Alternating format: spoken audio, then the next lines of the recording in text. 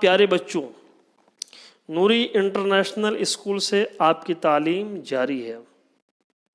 آج ہم Islamic knowledge سے نماز کے فرائض پڑھیں گے۔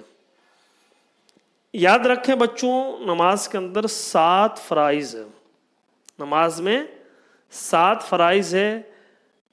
نمبر 1 تکبیر تحریمہ، نمبر 2 قیام، نمبر 3 قرات، نمبر 4 رکوع، نمبر 5 سجود، نمبر 6 قاعدہ اخیرہ، اور نمبر 7 خروج بسنعہ۔ یہ نماز کے 7 فرائض ہیں۔ پیارے بچوں، ایک ایک کو سمجھتے جائیں۔ تکبیر تحریمہ، لفظ اللہ اکبر کہنا، یہ نماز کے اندر فرض ہے۔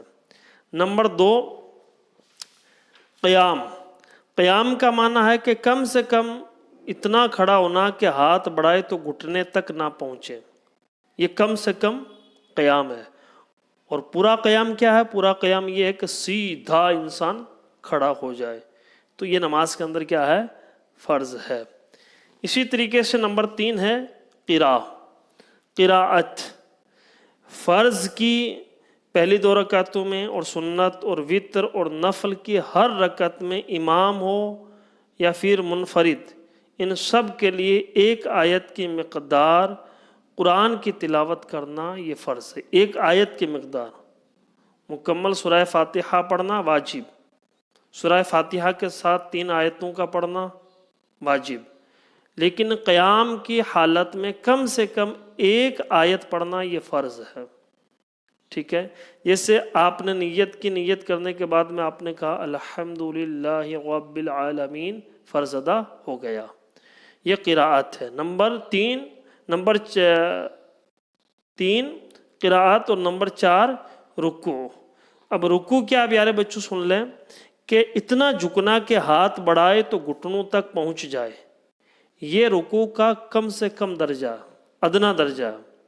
اور پورا درجہ کیا ہے کہ پیٹھ مکمل سیدھی ہو جائے، یہ رکوع کا پورا درجہ ہے۔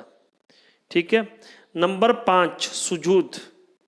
زمین پر پیشانی اور ناک کی ہڈی جمع دینے کو، زمین پر پیشانی اور ناک کی ہڈی کو جمع دینے کو سجدہ کہتے ہیں، اور ہر رکعت میں 2 بار سجدہ کرنا یہ فرض ہے۔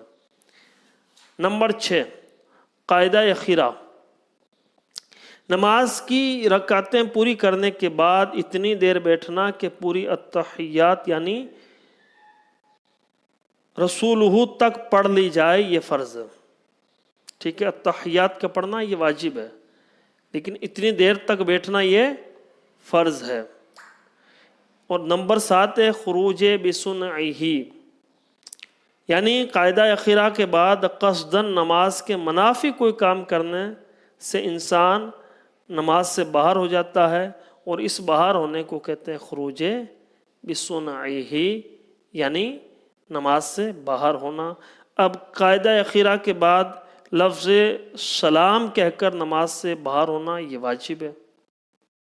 ٹھیک ہے، اور اگر سلام کے علاوہ کچھ اور کہا تو نماز سے تو باہر ہو جائے گا، لیکن واجب ترک ہونے کی صورت میں اسے نماز کو واپس دہرانا پڑے گا، نماز واجب الاعادہ ہوگی۔